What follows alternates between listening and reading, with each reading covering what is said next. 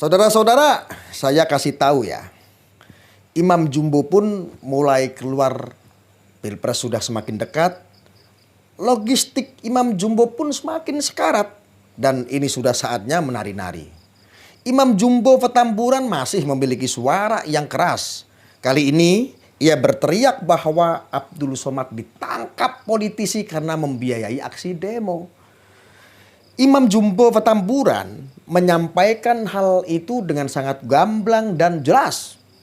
Dan ternyata si Imam Jumbo ini belum mengkonfirmasi terlebih dahulu apakah benar Abdul Somad lagi ditangkap atau tidak.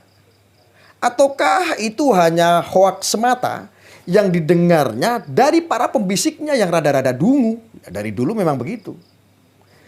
Yang hanya melanjutkan kebencian sejak dalam pikirannya dari zaman Pilpres sampai sekarang. Yang hanya hidup dari demo ke demo berikutnya, berharap dari bohir.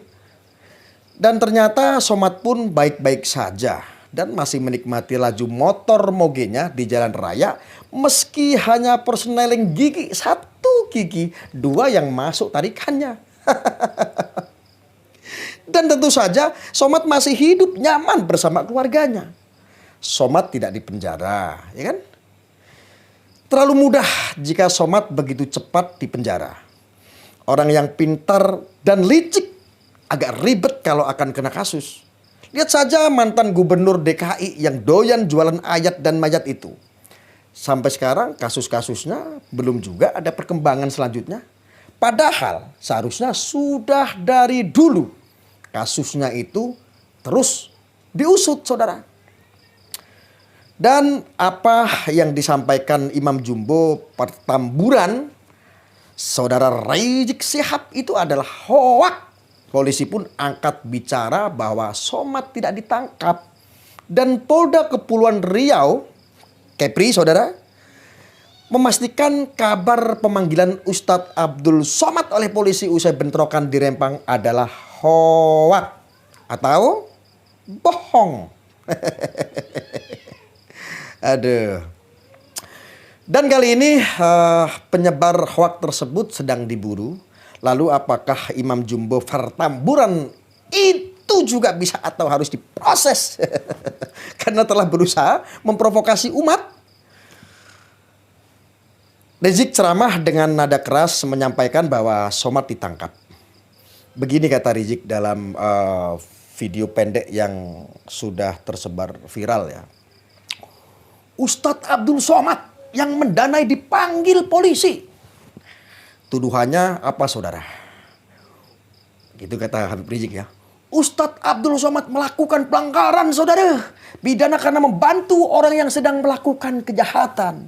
Jadi masyarakatnya ingin membela tanahnya. Dibilang penjahat.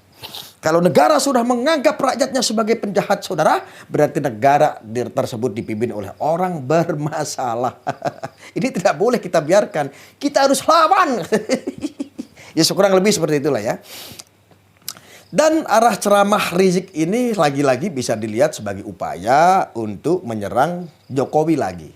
Karena di situ disebutkan bahwa negara ini bermasalah berarti dipimpin oleh orang yang bermasalah. Ya dari dulu juga kalau seandainya sendal jepit hilang juga pasti nyalain Jokowi. Apalagi masalah Rempang ya yang lagi anget-anget ini. Jadi secara tidak langsung Rizik mau menyebut Jokowi bermasalah, intinya seperti itulah. Ini menurut saya kan begitu ya. Betul nggak menurut Anda? Siapapun presiden yang menjabat, negara pasti ada banyak masalahnya. Karena tidak mudah mengelola negara dengan rakyat yang beragam dan juga banyaknya mafia yang bermain-main. Apalagi belum mengurusi oknum-oknum ulama ya, oknum-oknum Habib seperti ini ya. Para mafia itu sangat mengganggu dan sangat licik loh. Sehingga tidak mudah diringkus, apalagi mafia-mafia itu masuk dalam rentetan birokrasi atau bermain dua kaki alias munafik dan cerdik. Termasuk juga oknum ulama itu juga mafia ulama. Terus ada dari Kabid Humas Polda Kepri, Kombes Wahyani Pandra, Arsat di Batam Kepulauan Riau. Dia pada tanggal 18 kemarin ya, itu mengatakan bahwa beredarnya berita di media massa yang menyebarkan informasi tentang Ustadz Abdul Somad dipanggil polisi pasca bentrok di Rempang adalah hoak atau tidak benar. Jadi jelas sekali ya, Rizik hanya besar di mulut. Rizik tidak mengkonfirmasi terlebih dahulu berita yang beredar, kemudian ngegas, gas gitu ya kan. Biasanya tubar takbir itu sama pengikut-pengikutnya.